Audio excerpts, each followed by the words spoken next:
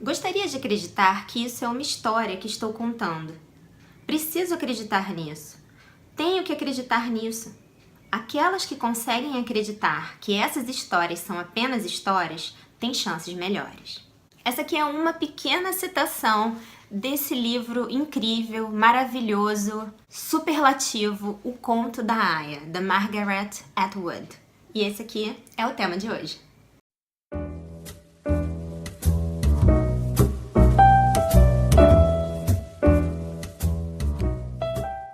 Olá para todo mundo! Se você está chegando aqui agora, esse é o meu canal Aline os Livros, eu sou a Aline e hoje é dia de falar sobre um livro incrível e ao mesmo tempo aterrador.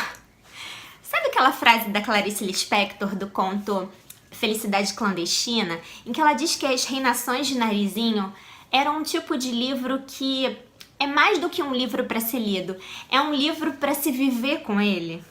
E esse aqui, O Conto da Aia, é um livro para se viver com ele. E eu posso dizer que eu vivi com esse livro nos últimos 10 dias. Gente, que livro duro, que livro sensível, que livro que faz sorrir, que livro que faz chorar. Vamos começar então a mergulhar um pouquinho nessa história. O Conto da Aia é um livro, na verdade, ele é mais do que um romance típico, ele é uma distopia. A Margaret Atwood, ela é uma escritora canadense. Ela não só teve uma função importante na escrita, na prosa jornalística, mas também ela apoiou diversas ONGs que financiaram mulheres escritoras no Canadá, mulheres que se dedicavam a outras tarefas intelectuais. Mas o que é uma distopia? A distopia, se a gente for procurar no dicionário, é uma localização anômala de algum órgão. Ou seja, é alguma coisa que está fora de lugar de uma maneira tão terrível que ela provoca um problema, uma espécie de perversão. Então, a gente pode entender que a distopia é uma forma perversa e aterradora, terrível de ver o mundo. É uma ficção científica que parece real demais nos seus acontecimentos, porque ela traz elementos em que a ficção se encontra com a realidade e é muito difícil de distingui-las. Então, esses pontos são os pontos mais terríveis, esses pontos de erupção da leitura em que a gente se assusta com esses acontecimentos. E a gente começa a olhar ao redor e ver que as coisas talvez não estejam tão diferentes da forma como elas estão descritas aqui no livro. A distopia, então, é uma forma tenebrosa de ver o futuro, de ver alguma coisa que está fora do lugar, está fora do eixo da história, está fora do eixo da esperança, está fora da forma de como a gente sonhou o futuro, sonhou o presente. Nesses livros distópicos, como por exemplo nós temos o 1984, eles carregam um mundo diferente. Um mundo em que homens e mulheres estão ali submetidos a um sistema religioso ou político muito opressivo. E as coisas chegam a um paroxismo, a um auge tão terrível que é como se a política se confundisse com a religião. Como se o Estado adotasse uma política que é extremamente autocrática como um dogma religioso. E as coisas são mortíferas não só para os inimigos do Estado, mas como para qualquer outra pessoa. Existe a instabilidade, a ameaça da morte, a suspeita, a paranoia, esse clima de que qualquer um pode ser denunciado por qualquer um, por qualquer coisa. Então é um clima de terror. E uma característica muito importante desses livros é que eles mostram como o sistema político ele destrói o material histórico que o antecedeu. E ele substitui por uma ideologia que nos dá a seguinte ilusão: ou o mundo sempre foi assim, sempre existiu uma república de Gilead, que é a república da história, ou sempre existiu uma sociedade assim daquela maneira, ou então as coisas eram tão ruins antes desse regime autocrático, mas tão terríveis, que a única forma de consertar tudo, de colocar as coisas nos eixos novamente, foi instaurar esse tipo de regime. Assim se explicava às outras pessoas, as primeiras gerações que viveram naqueles regimes, que o ideal seria que eles se tomassem como mártires, como pessoas que estavam trabalhando por um mundo melhor. Estava sendo difícil para eles, mas para os filhos deles, para os filhos dos filhos e para as gerações seguintes a que eles dariam origem com o seu sacrifício, tudo seria mais fácil. E isso é uma mentira deslavada, mas muitos acreditaram, outros nem tanto, outros morreram. Mas como a Aya nos conta, a Offred, as pessoas que acreditam nessa história, ou acreditam que isso tudo é uma história longínqua, elas têm chances melhores, talvez. Aos poucos, então, a gente vai se inteirando da história da Offred, que é uma Aya, uma empregada, cujo serviço se resume a ser penetrada pelo comandante, que é dono dela, que é dono da propriedade onde ela mora, e se espera que ela gere filhos. Ela faz parte de um segmento do grupo das Aias, é um grupo que foi educado no Centro Vermelho, o centro de Leia e Raquel, e nesse centro elas foram preparadas para se tornarem esses receptáculos, essas mulheres que vão ser então dadas pelas esposas aos seus maridos, e realmente é uma cena reproduzida da Bíblia de uma forma literal, como toda autocracia gosta de reproduzir, não é mesmo? Eles vão colocar a moça, a Aya, sobre os joelhos da senhora, da esposa, então sem nenhum tipo de romance, com uma luz bem forte em cima dos três, esse comandante vai, enfim, fecundar, na melhor das hipóteses, a Aya, e ela vai gerar um filho. Nesse romance, isso é necessário porque parece que a humanidade, logo antes da instituição da República de Gileade, esse sistema totalitário, religioso, existiu uma série de catástrofes naturais que levaram também a catástrofes científicas. Houve vazamentos de materiais tóxicos, houve uma série de doenças que se infiltraram entre a população. Então, a taxa de natalidade estava praticamente colada no zero. Então, essas mulheres deveriam se sacrificar pelo futuro da humanidade. A única função delas era essa. Elas engravidavam, a elas era permitido amamentar o bebê durante um certo tempo, mas logo depois elas eram mandadas para outra casa. E cada aia tinha 3 ciclos de reprodução, no melhor dos casos. Então ela ia para 3 casas e no final, na última gestação, depois que ela amamentasse por um período, ela tinha então a segurança de que ela não seria mandada para as colônias onde viviam mulheres e homens que tinham contato com material tóxico, ou, na melhor das hipóteses, homens e mulheres que viviam plantando algodão. Mas as condições de vida naquelas colônias eram terríveis. Isso era a lenda urbana que circulava entre as aias e a propaganda que elas ouviam das mulheres chamadas tias, que então eram mais velhas, mulheres estéreis, e que estavam preparando essas jovens para a grande tarefa de gerar o futuro. Eu não estou me repetindo quando eu enfatizo várias vezes essa questão de gerar o futuro. Isso tudo é muito presente aqui, como uma doutrinação mesmo, como uma lavagem cerebral. E muitas das mulheres entram mesmo nesse sistema de funcionamento.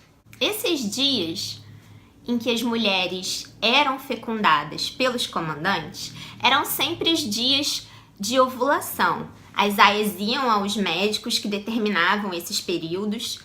E junto desses dias de cerimônia, existiam também os dias de nascimento, quando uma das aias ia então para um determinado centro, levada num partomóvel, iam as esposas, os comandantes não estavam presentes, e várias aias entravam então naquele processo de canto, aquele ritual. Lembra um pouco aquele tipo de ritual matriarcal em que as mulheres entoavam cânticos para tentar aliviar a dor da parturiente e tentar acelerar o processo do parto. Isso lembra muito aquela descrição de um dos textos do Lévi-Strauss sobre isso, sobre a forma que as mulheres antigas das tribos ditas arcaicas, das sociedades frias, davam à luz. É um momento bonito do livro, mas ao mesmo tempo difícil. Algumas mulheres, depois daquela cena, começavam a produzir leite. É uma coisa bem esquisita de se ler. E todo mundo torcia para que o bebê fosse um bebê viável. Então, cuidado, se você é mãe, cuidado com esse livro, porque a maneira como ela descreve a relação das pessoas com os bebês e com os não bebês, parece que muitas mulheres tinham tido contato com alguma quantidade, por mínima que ela fosse, de radiação. Então era muito comum que nascessem não bebês, ou seja, bebês que não eram considerados válidos, bebês que iam ser descartados. Isso é muito difícil de ler, porque imagina, essas mulheres, elas davam à luz e elas não tinham nenhum tipo de exame, ou seja, elas não podiam ver se o bebê era perfeito, elas não podiam fazer nada, nenhum tratamento para ajudar o bebê, elas não podiam fazer nenhum aborto se o bebê fosse um bebê sem membros ou um bebê que tivesse algum problema que inviabilizasse a sua existência. E se o bebê nascesse morto, elas também não podiam fazer nada a respeito antes para prevenir nada disso. Elas meio que contavam com a sorte dos tempos bíblicos. Então, se o bebê nascesse defeituoso, elas não podiam ficar com eles. Aliás, nem se eles estivessem válidos, nem se eles fossem bebês perfeitos, elas poderiam ficar com eles. O bebê era propriedade da esposa e do comandante. Teoricamente, ele era filho biológico do comandante. Embora muitas aias tivessem tido relações sexuais com médicos e com outros funcionários para conseguirem engravidar do comandante da sua casa, que na maior parte das vezes era um homem muito velho e já estéril. A estrutura do livro é formada por vários tempos diferentes. Há lembranças dos tempos e também a experiência do presente da Aya, aquela vida ali naquela casa. Então a gente vai ter o passado dela com o marido. Ela tinha um marido e uma filha, e a filha tinha mais ou menos 5 anos, na época que aquela república começou a se constituir, e eles tiveram que fugir. Eles conseguiram identipasses, as contas das mulheres foram bloqueadas pelo Compo-Conta. Eram apenas os homens que podiam acessar o dinheiro das mulheres, os segundos casamentos, ou então as uniões extraconjugais, os homens divorciados e casados pela segunda vez, tudo isso era dissolvido. Eles só realmente validaram os casamentos, os primeiros casamentos das pessoas. A Offred, a nossa personagem, a nossa Aya, ela era uma mulher que tinha se casado de uma forma não oficial para eles com o Luke, e esse era o segundo casamento do Luke. Então a filha deles foi levada para uma outra família de algum comandante, ela foi criada por eles e nunca mais se soube dela. Ainda vai acontecer mais uma coisa relativa a isso no livro, mas eu não vou contar para deixar essa história para vocês. Há também o passado da própria Offred, a infância, a relação dela com a mãe. Então os acontecimentos eles vão se misturando dessa forma. Não existe uma história cronológica. E é um conto. Mais tarde vocês vão descobrir que essa história não foi escrita. Ela foi guardada de uma forma bastante peculiar. E vocês também vão descobrir na leitura do livro como é que a história foi descoberta, como é que a história chegou à tona. Vocês vão descobrir isso no capítulo Notas Históricas e vão ter uma grande surpresa com isso. Então, isso vai ficar pra vocês. Uma outra coisa que eu achei muito chata foi com relação à edição. A história do livro é que a gente tenha um contato muito fragmentado com as informações, que a gente saiba muito pouco e que a gente fique confusa na maneira como as informações chegam até nós.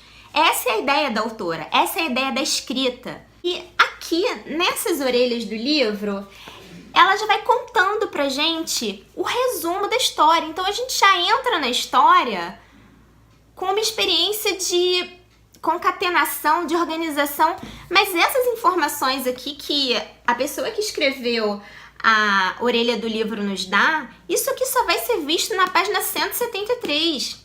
Se você vai ler esse livro pela primeira vez, essa edição em português, não leia essa orelha aqui do livro.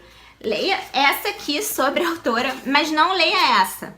E aí você vai ter essa experiência de fragmentação, de confusão, de não saber o que está acontecendo. É uma experiência que eu não tive, mas que eu acho importante para a gente poder entender como é que funcionava aquela república na época e para a gente ter contato com a genialidade dessa mulher, da Margaret Atwood, de escrever uma coisa assim tão perfeita.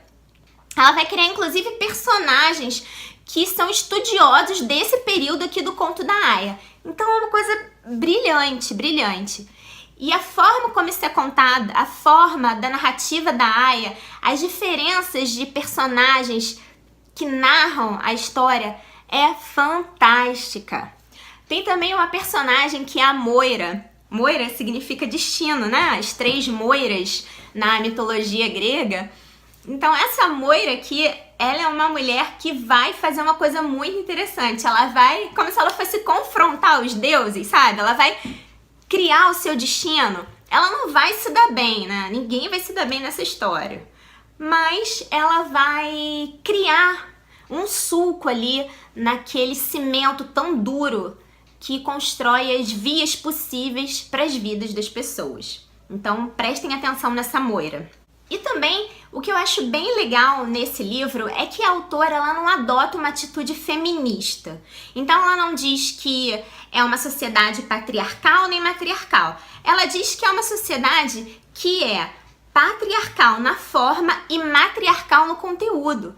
Que é uma sociedade em que as mulheres escravizaram as próprias mulheres. Foram mulheres que experimentaram uma educação ditada pelas próprias mulheres. Existia, claro, todo um controle patriarcal pelos homens, mas as mulheres foram um instrumento de conquista desse feminino, que é uma coisa tão rebelde, né? E o que é legal é que ela não escolhe nem um lado nem um outro. A Aia vai dizer num determinado momento da história que, olha aí, nós quisemos tanto, ela vai relembrar o movimento feminista dos anos 60, olha aí, nós quisemos tanto um mundo governado por mulheres e olha aí no que deu, olha no que nós nos transformamos. Ela não vai escolher nenhum caminho, nem um mundo de homens, nem um mundo de mulheres. Ela vai dizer que quando homens e mulheres se juntam pra fazer merda, desculpa o palavrão, gente, mas é isso mesmo, é claro que o mundo não vai funcionar. Então não importa, os dois sexos são capazes de fazer muita coisa boa e muita coisa ruim.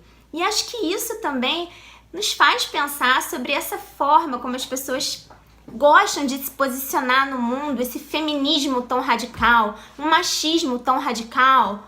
Gente, vamos parar com isso. Olha aqui, leiam o Conto da Aia e vocês vão ver quanta coisa boa e quantas coisas ruins nós podemos fazer. E eu espero que vocês tenham gostado desse vídeo um pouquinho longo sobre o Conto da Aia. É um livro para se viver com ele, para se viver apesar de tudo que está escrito nele. Eu espero que vocês leiam esse livro, deixem aqui seus comentários se vocês já leram, o que vocês acharam, se vocês já leram 1984 ou outras distopias, comentem aqui, eu tô muito curiosa para ter esse retorno de vocês. Não se esqueçam de se inscrever aqui no meu canal, de dar um super like nesse vídeo, de compartilhar com aquele seu amigo que adora ficção científica e distopia.